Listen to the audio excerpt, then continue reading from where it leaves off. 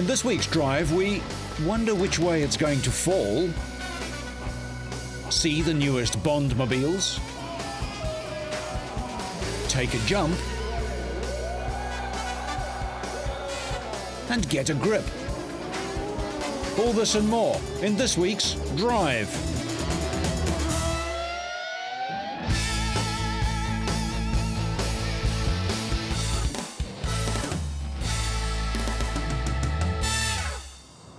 We start with news that a shadow of doubt has been cast over the future of the home of the British Grand Prix as financial problems mount at Octagon, the company which runs Silverstone. Interpublic, Octagon's parent company, recently issued profit warnings and its share price halved. With several countries in the hunt for a Formula One race, financial difficulties are sure to make Silverstone chiefs nervous about the immediate future of the British Grand Prix. The test session for the Williams BMW team at the track has them looking forward to challenging Ferrari next year. Williams managed just one win last season, but are showing signs of improvement. Juan Pablo Montoya took 7 poles, but was unable to win a race. The team's only triumph came from Ralf Schumacher in Malaysia.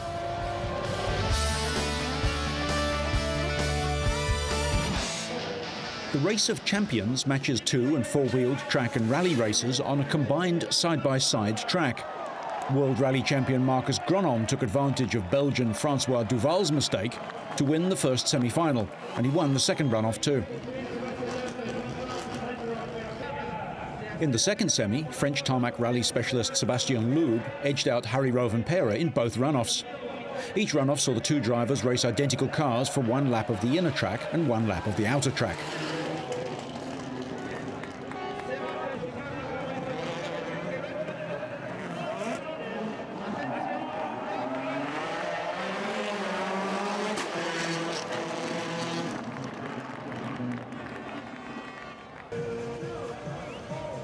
In the finals, it was Gronholm who grabbed the win in the first of 3 runoffs.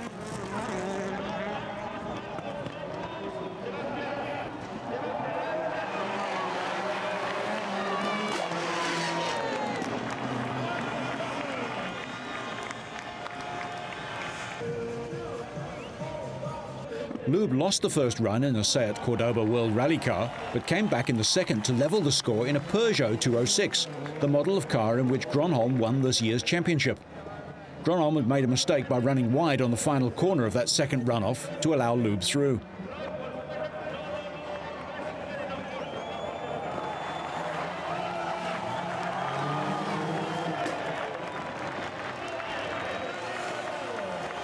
Up until the final, Gronholm had an unblemished record, beating NASCAR ace and this year's Nation Cup winner Jimmy Johnson of the USA. So the title went down to the wire, but the Finn didn't make any mistakes in the third run and won by less than a second. Earlier, Race of Champions America winner Kenny Brack had put in a series of strong performances to dominate the Group B qualification round, with victories over the Italian trio of European Rally champion Renato Travaglia, European Touring Car champion Fabrizio Giovanardi, and 250cc motorcycle world champion Marco Melandri. The Swedish kart star then pushed Rovanperä all the way in the quarter-final, only to lose the third in decisive heat after stalling his Seat Cordoba on the line.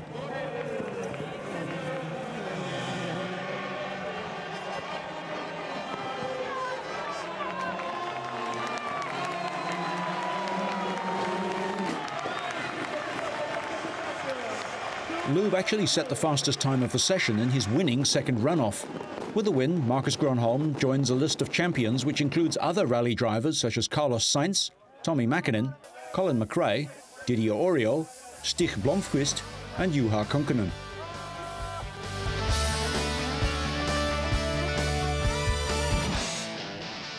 One corner proved particularly troublesome for several drivers on the final day of the 2002 Rally of Thailand. Pushing his Mitsubishi Lancer just a little too hard, Italian Norberto Cangani came off the road and then rolled in spectacular fashion.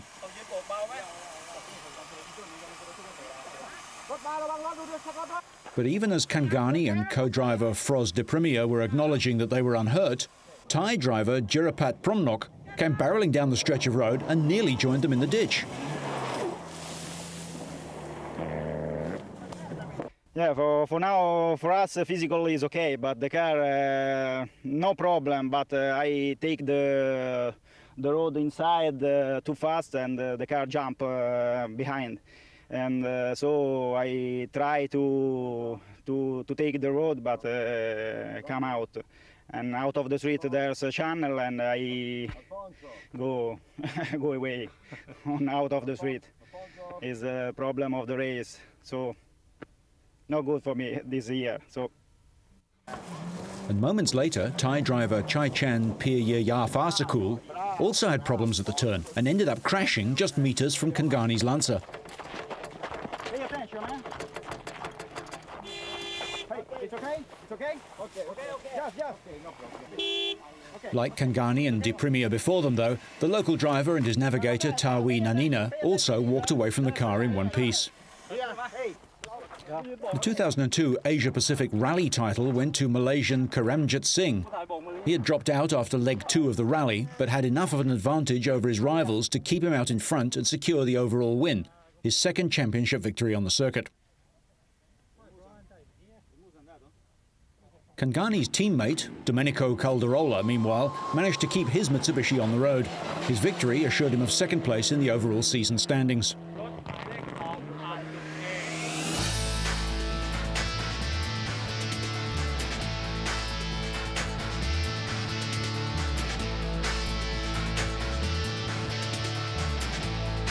The 2002 British International Motor Show saw more than 700 cars, along with 300 exhibitors, on display at the National Exhibition Centre in Birmingham.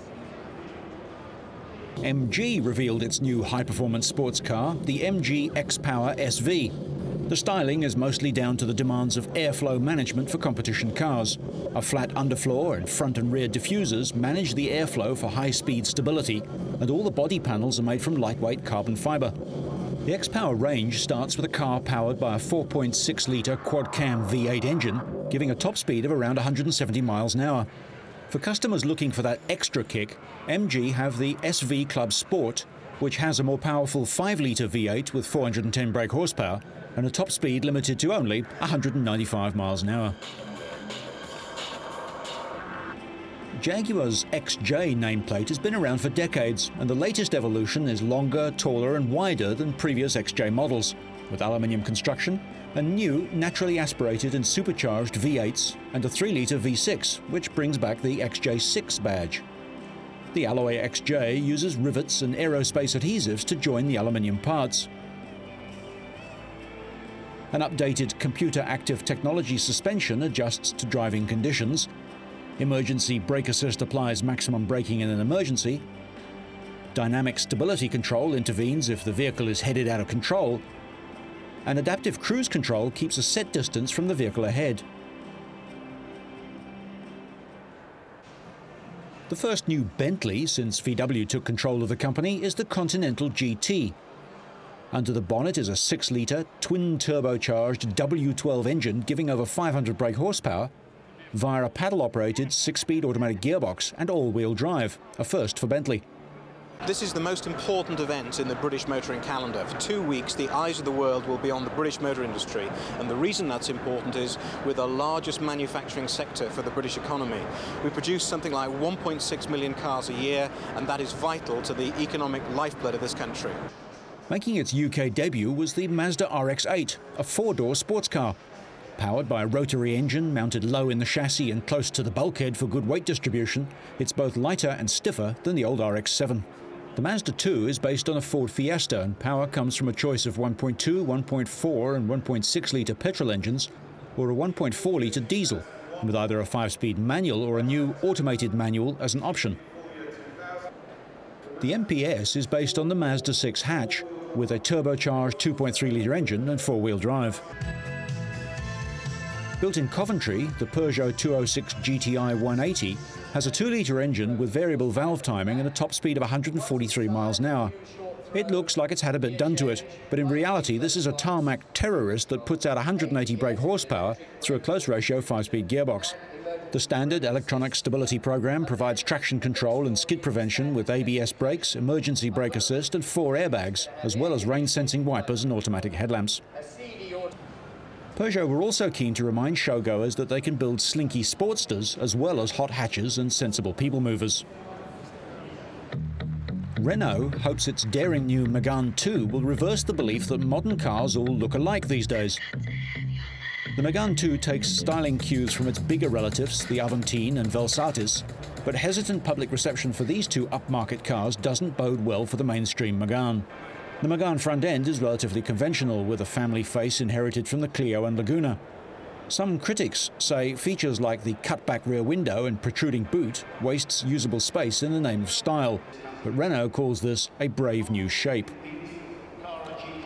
Ford's two-seater street car was inspired by classics like the MG Midget and Frog Eye Sprite and was developed with Pininfarina. Unlike most concept-to-production vehicles, street car looks almost identical to the car seen in Geneva 2 years ago. Ford's Rally concept explores how far you can go with a three-door hatchback minicar, and it signals Ford's intent to have a Fiesta-based rally car ready for competition within a year. With a high-performance 16-valve engine and a full range of rally safety equipment, including a roll cage, competition harness, racing seats and a built-in fire extinguisher, it might not be too user-friendly. To the sound of Japanese Majenko drummers, Daihatsu's two-seater roadster, the Copen, made its European debut. The 660cc turbocharged Copen is currently only on sale in Japan, where there are long waiting lists. The feature that sets it apart is the optional electrically operated Mercedes SLK-style folding hard roof, which drops into the boot in just 25 seconds. Opening day at the British International Motor Show also saw the launch of the three main vehicles used in the James Bond film Die Another Day, the 20th movie about the fictional British special agent, originally created by novelist Ian Fleming. After a flirtation with BMWs, Bond is back in an Aston Martin, a 190-mile-an-hour Aston Martin with some slight modifications for the spy's special needs.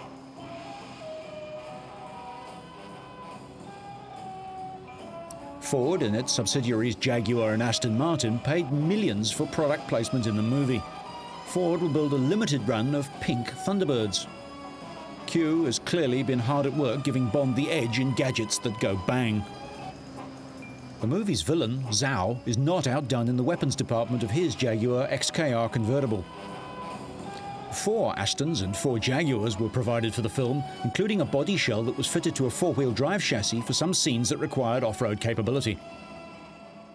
The all-new Invicta S1 sports car was a surprise to most. This isn't a concept car, but is production-ready, and 10 orders were taken for the £70,000 two-seater. A 4.6-litre, 320 brake-horse V8 engine will drive the car to over 170 miles an hour.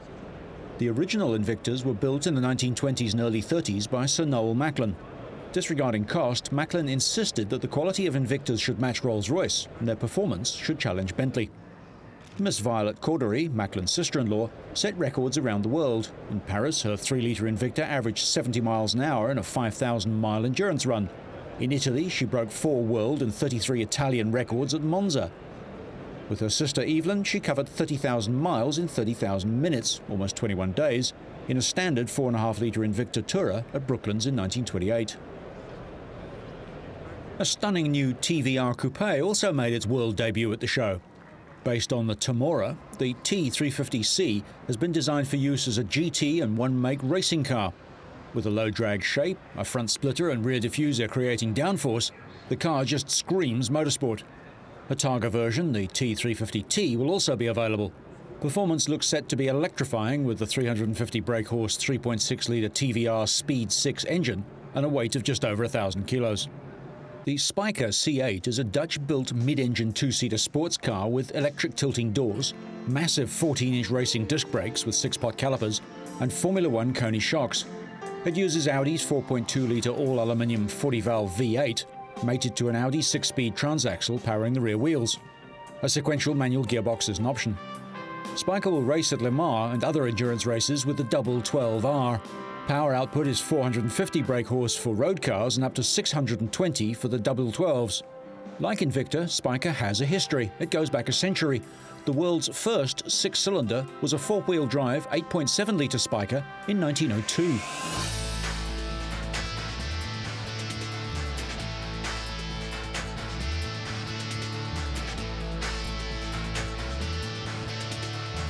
France's most prestigious ice racing series, the Andros Trophy, staged its first race of the season at the ski resort of Val Thorens. The Andros Trophy has been running since 1990.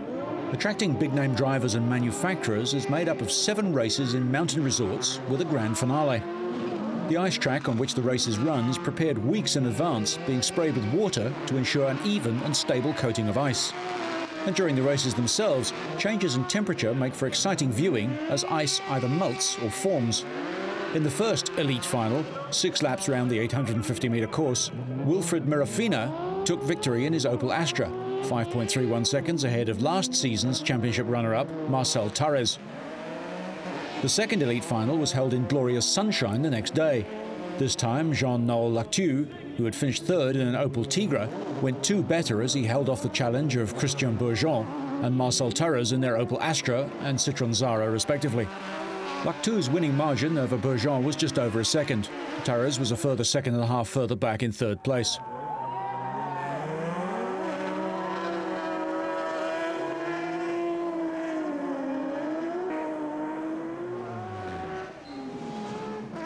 Later on, David Bafalouf powered his way to victory in the pilot bike final. Bafalouf on a KTM finished 1.4 seconds ahead of Yamaha rider Sébastien Medali. Frank Boulasset was third, also on a Yamaha. The next round of the Andros Trophy sees the Tour move on to Alpe d'Huez.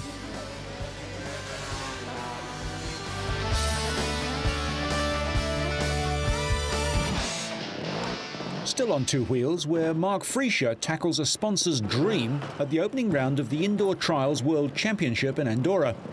He was to finish in 3rd place. Britain's Graham Jarvis doesn't do nearly as well and needed some help off the sponsor's product.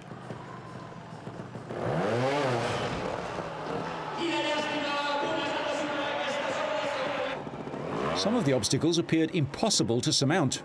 Adam Raga, though, made much of it look easy. The Spanish Gas rider made it through to the final thanks to some incredible 2-wheeled artistry.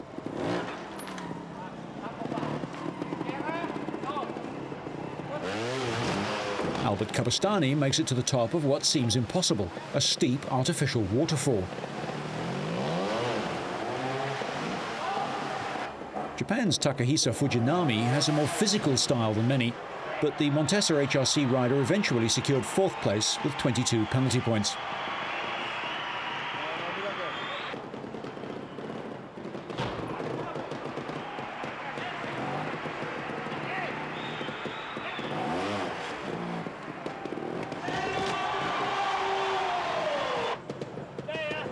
Great things were expected of his teammate, Dougie Lamkin. The world #1 and multiple indoor and outdoor world champion made short work of the skips.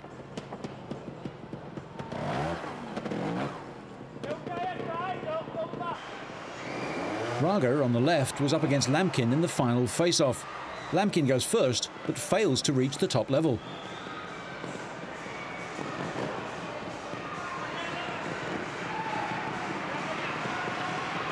Raga too fails to reach the same level, but his better score gives him the win.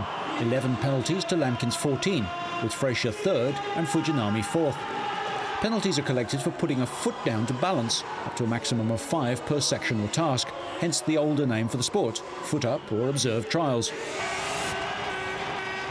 Excitement was high as some of the world's top motorcycle riders performed breathtaking aerial stunts at the Supercross freestyle jump contest in Geneva in Switzerland. The riders gave a spectacular show of motorcycle control that kept the crowd of 13,000 enthralled. Superman, Indian Air, Shaolin, Cliffhanger and Heart Attack.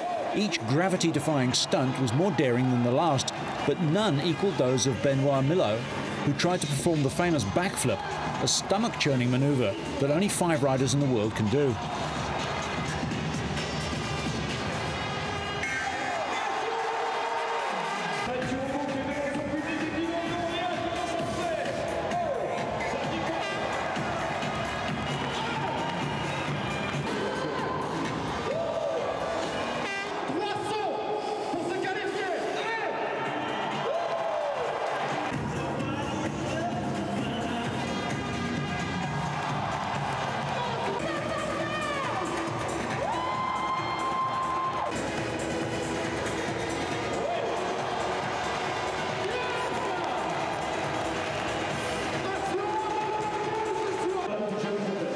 The youngest rider in the contest, 16-year-old Jeremy Rouenet, tried the Superman seat grab but crashed, although without injury.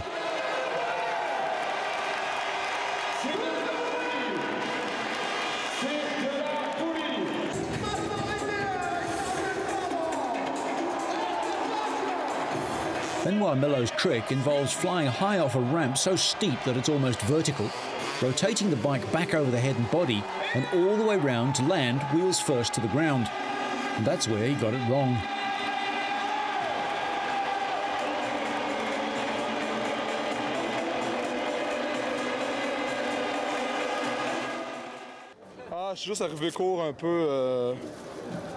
I was a bit short. I didn't calculate properly the distance of the stunt, so I fell to the corner as I was landing, and this killed it all, but it's not a problem.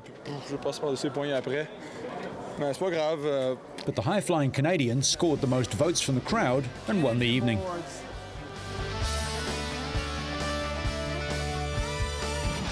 A stately 1939 Mercedes-Benz, presented by Adolf Hitler to the then King of Nepal, is rusting at an engineering college in the capital of Kathmandu because of a lack of funds to restore it. The Rising Nepal newspaper has claimed the car, given to the late King Tribhuvan by the German Nazi leader, was one of only 3 of its kind still remaining in the world. The condition of the rare car is enough to make enthusiasts weep, although at least the dry air of Nepal has obviously kept serious corrosion at bay. But the rugged driving conditions have clearly taken their toll. That and a seemingly total lack of maintenance over an extended period. Viswanath Kanal, chief of the Tapatali engineering campus where the vintage car is parked, said $5,500 was needed to replace old parts in the vehicle.